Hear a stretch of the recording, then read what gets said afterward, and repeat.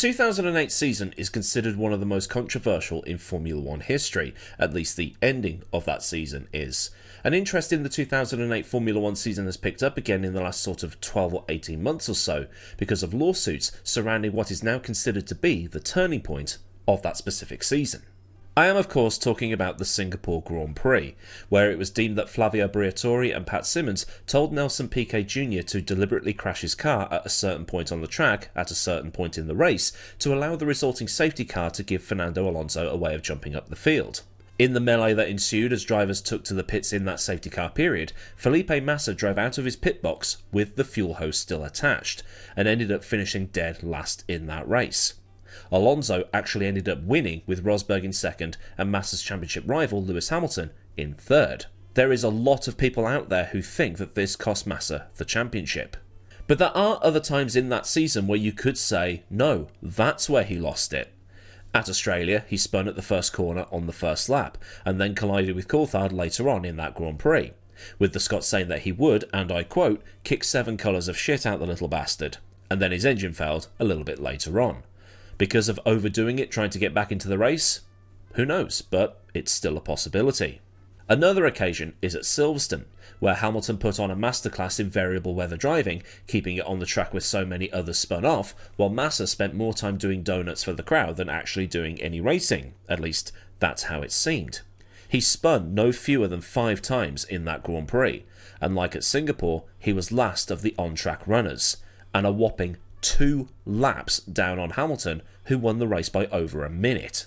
The third, and I'm doing this point last because, well, it was kind of both of their fault, but more Ferrari's than his, and that was at Monaco, where Ferrari completely bungled the switch to the dry tyres, leaving Hamilton to win the race, and a second place was practically gifted to Robert Kubica.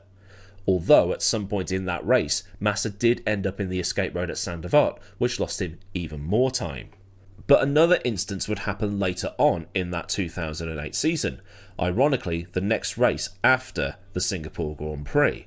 And if you go back and look at it, you can look at both championship contenders, Massa and Hamilton, and look at Hamilton as well and go, well, do either of you want to actually win this championship? Because it was looking at one point that they would end up gifting it to Kubica or Raikkonen instead. So the question I want to put to you today, because it's a question that I've seen asked a few times now and I want to check if my own memory is working correctly, was it actually the Japanese Grand Prix where Massa lost the title, and not, as many believe, Singapore?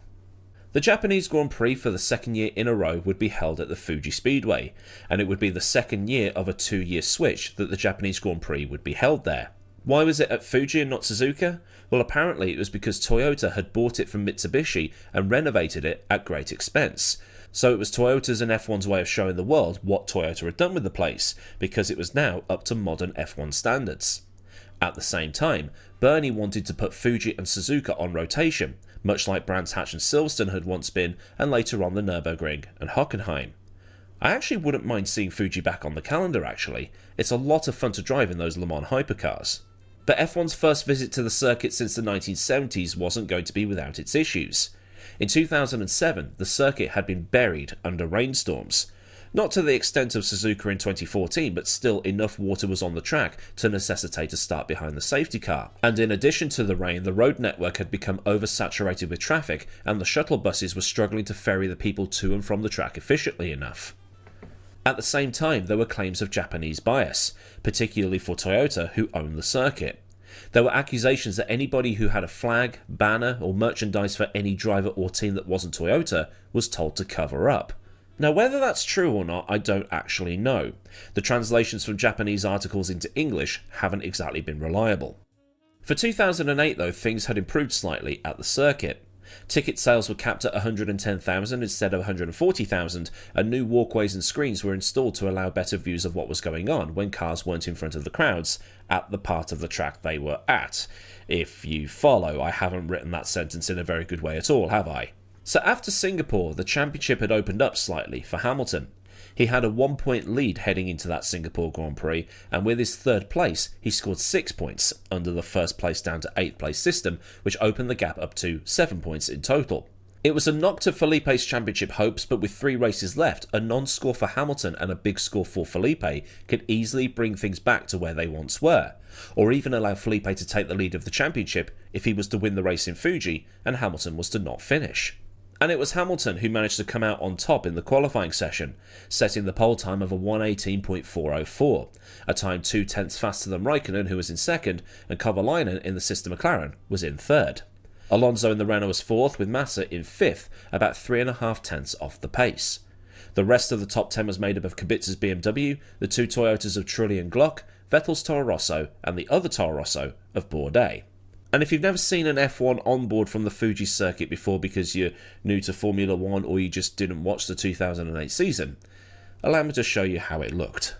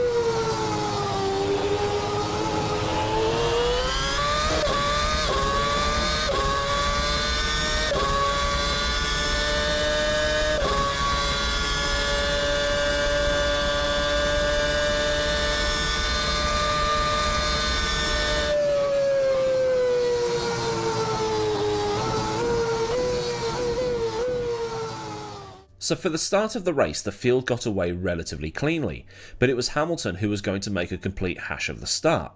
He was slow off the line, and Raikkonen had managed to get the advantage as a result. As the field piled into turn 1, Hamilton had a rookie lapse in judgment, and must have forgotten that the Ferrari in front of him wasn't the Ferrari that he should have been racing.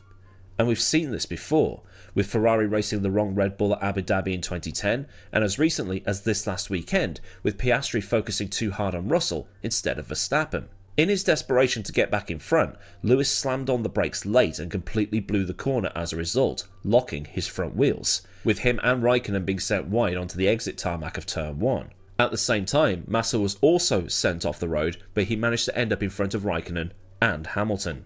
Through the kink of turn 2 and up towards turn 3, Coulthard's Red Bull got tagged and was then speared off into the outside wall, destroying the car and taking Coulthard out of the race before he completed half a lap.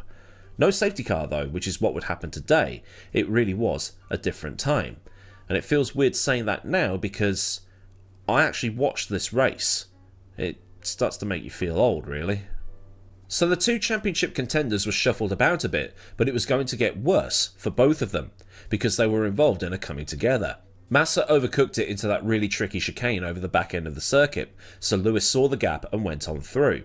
Massa though must have had some sort of wave of desperation come over him, and he tried to lob it up the inside of Hamilton into the left-handed part of that chicane. There was no space to get the move done, and Felipe tipped Hamilton round, but Massa carried on. Lewis had gone from 1st to about 5th or 6th, and was now going to be down in 18th. It was at this point that both drivers were now going to be under investigation. Hamilton for forcing Raikkonen off at turn 1, and now Massa for causing an avoidable collision. But Lewis hadn't gone all the way to the back though, so there is a silver lining here, but with Coulthard out of the race there were 19 drivers still running, and Nakajima had to pit for a new front wing because he'd left the track avoiding the Coulthard crash and lost the front wing while driving over the grass. While the field had mostly made it through turn 1 cleanly, after that the rest of the lap was, well, a little bit messy. With Coulthard out, Nakajima losing his front wing, Hamilton being spun around by Massa, and Fisichella driving into the back of Barrichello. So all this meant that at the end of the first lap, Kubica was leading the race from Alonso, Trulli and Raikkonen. Lewis pitted at the end of the first lap for some new tyres because his had been flat spotted at the first corner, and they were damaged some more when he was spun round. Massa meanwhile was in 7th, but like mentioned, both drivers were under investigation for their respective incidents. At around lap 17, although I think Massa's was given first and then Hamilton's, or vice versa, I can't exactly remember or find out, both drivers were given their penalties. Massa and Hamilton were told they both had to serve drive-thrus, but for Massa it came at the wrong time.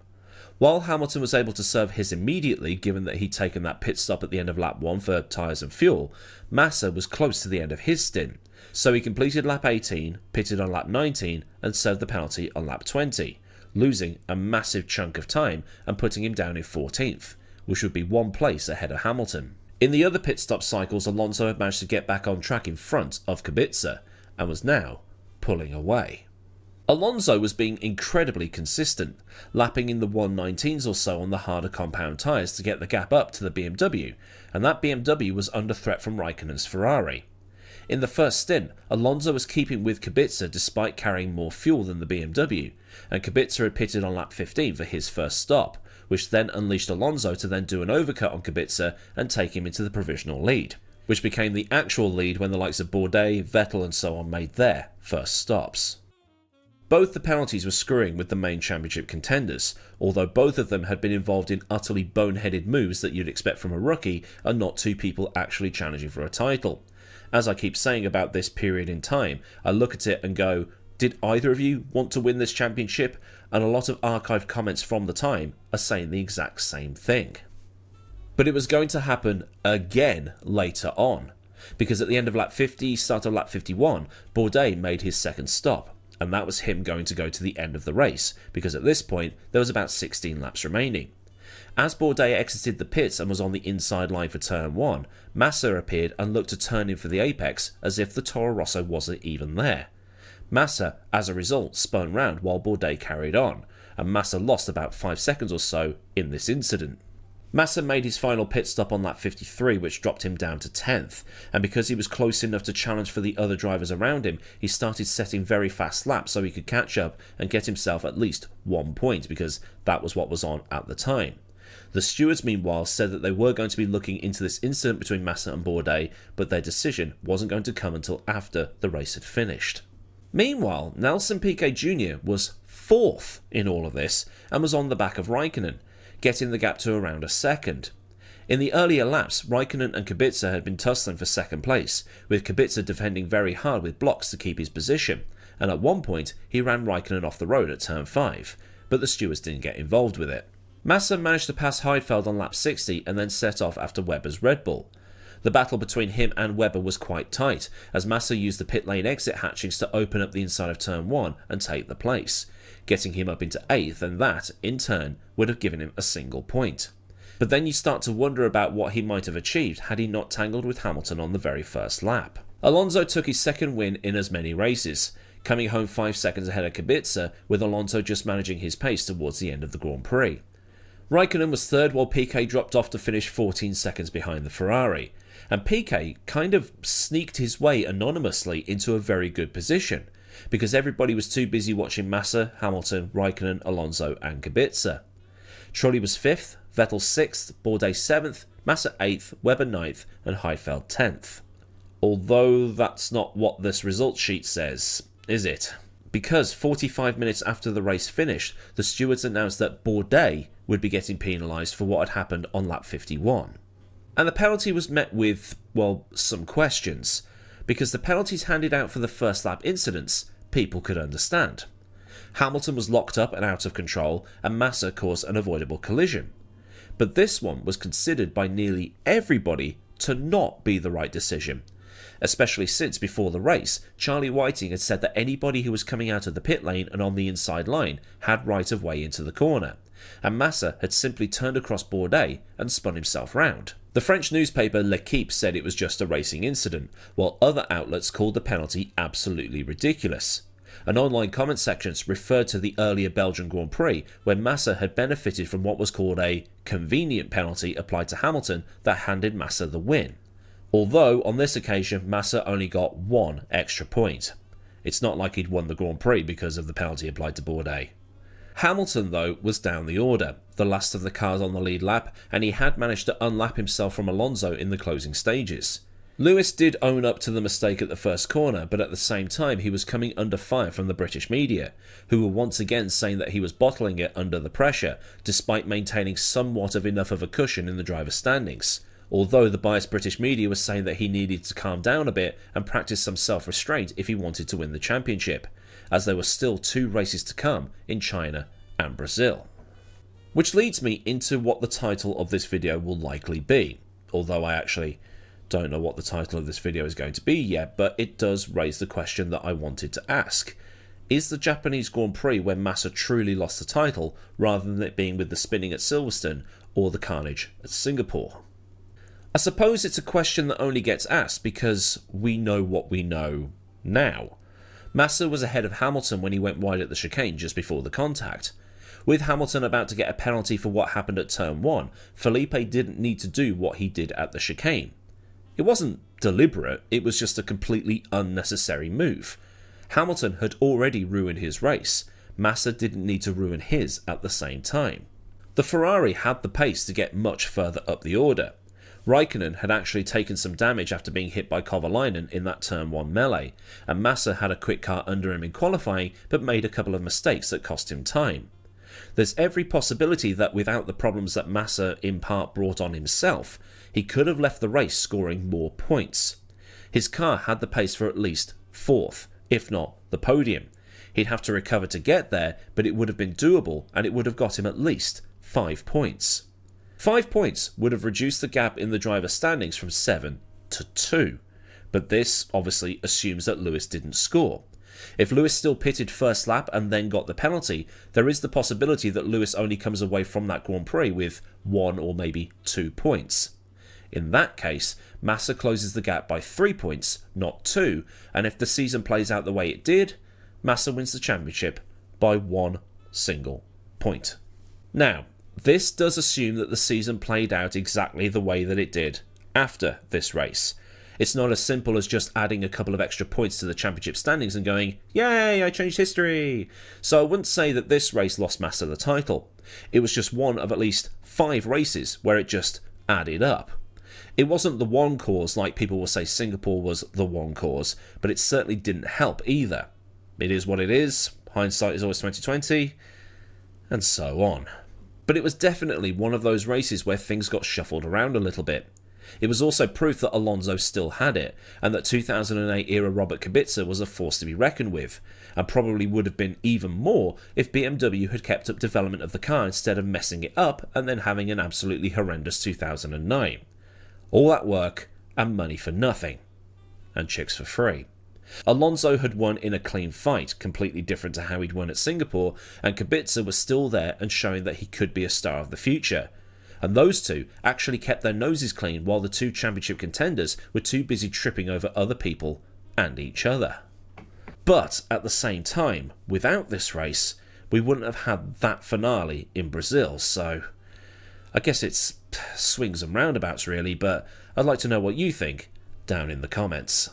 So then, a look at the 2008 Japanese Grand Prix and whether the claim of this is where Massa really lost the title is a claim worth taking seriously. If this has been a fun look through the motorsport history books, then do give the video a like so I know I've done a good job, and for more stuff from the channel, get subscribed and also get the bell on so you never miss out on anything else that I do around here. Massive thanks as ever go out to the mad lads over at Patreon who continue to support me at a more personal level, and if you want to help with the picture purchasing piggy bank or otherwise keep the lights on around here, there's a link to Patreon down in the description, along with links to Discord, socials, affiliates and other bits and bobs you might want or need to know. There's also super thanks there if you just want to buy me a coffee or a cold drink, and there's memberships too if you want to do Patreon but without the Patreon. So until next time, I've been Aidan, have a great day wherever you are, and goodbye.